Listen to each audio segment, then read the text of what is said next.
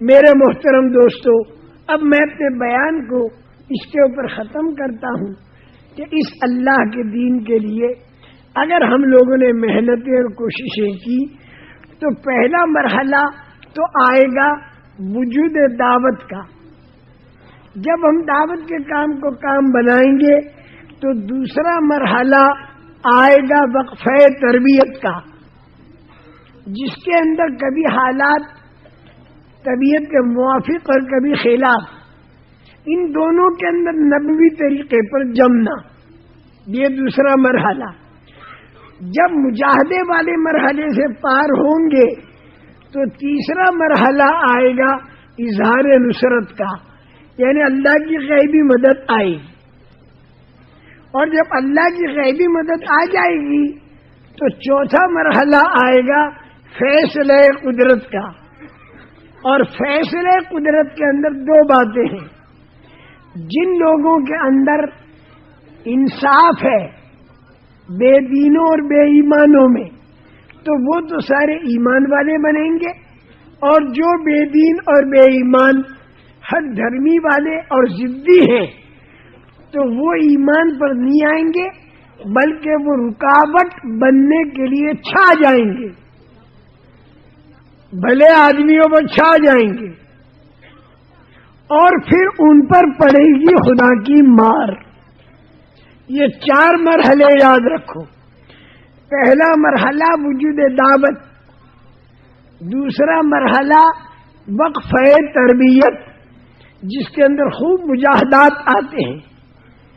اس کے بعد تیسرا مرحلہ اظہار نصرت، اللہ کی غیبی مدد.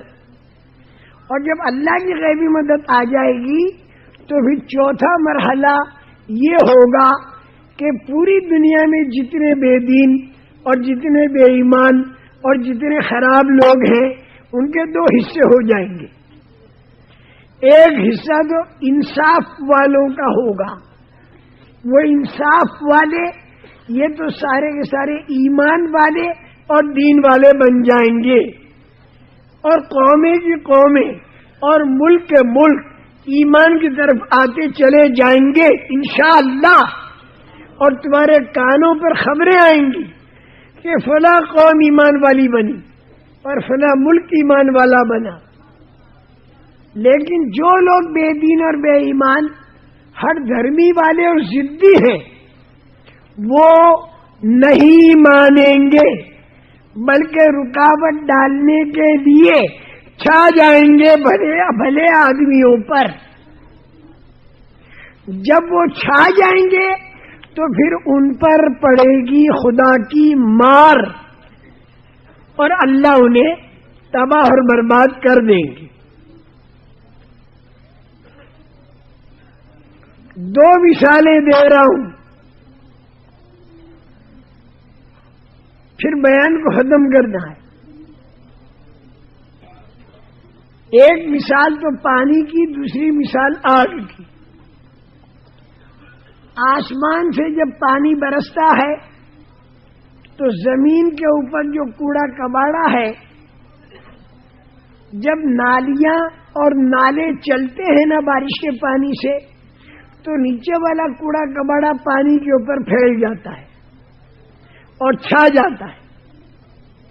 اسی طرح جب اللہ کے دین کی محنت ہوگی اور لوگ جوق در جوق ایمان کی طرف متوجہ ہوں گے تو جو خراب لوگ ہوں گے ضدی، وہ لوگ رکاوٹ ڈالنے کے لیے دین کے کام کرنے والوں پر کوڑے کباڑے کی طرح چھا جائیں گے.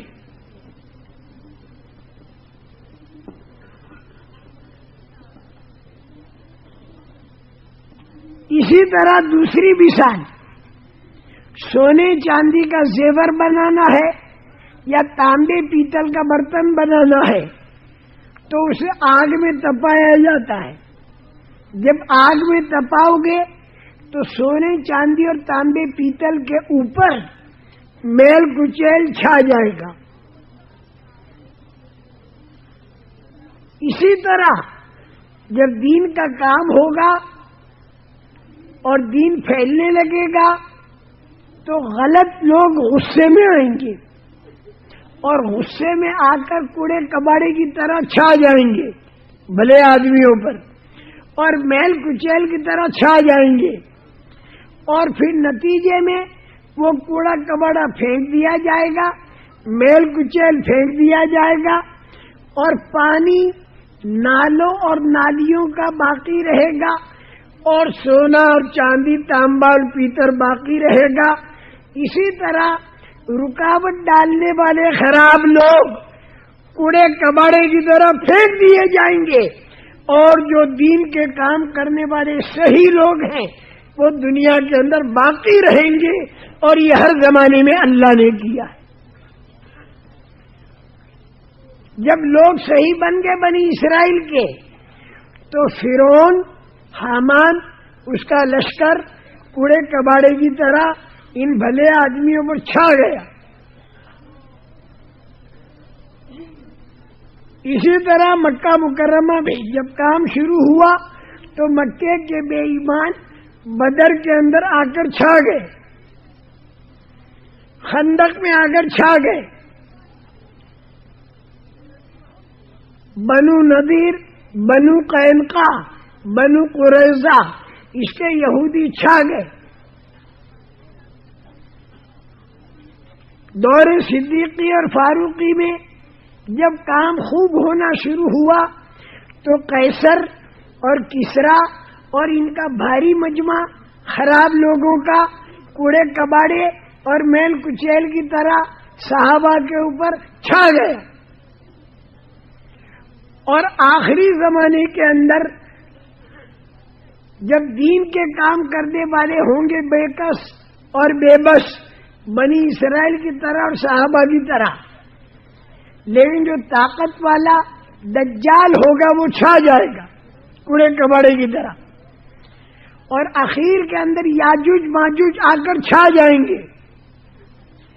یہ ہمیشہ سے کوڑا کباڑا چھاتا ہے اور چھائے گا، لیکن اخیر میں کیا ہوگا؟